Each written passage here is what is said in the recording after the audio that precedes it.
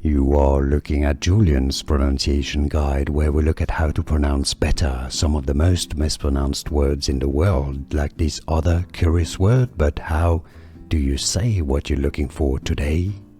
An interesting legal term meaning unless, from Latin nisi, meaning unless. Yes, in Latin it is said as nisi, but in English it's not pronounced nisi, but rather nisi. The rule nisi is how it's usually said in English, but nisi is not completely incorrect, because that's, in Latin, I is pronounced E, not I. So, but in English, yes, rule nisi. Here are more videos on how to pronounce more confusing words and names too many mispronounced. Like this video if you found it useful. I appreciate your support. I'll see you soon, and thanks for watching.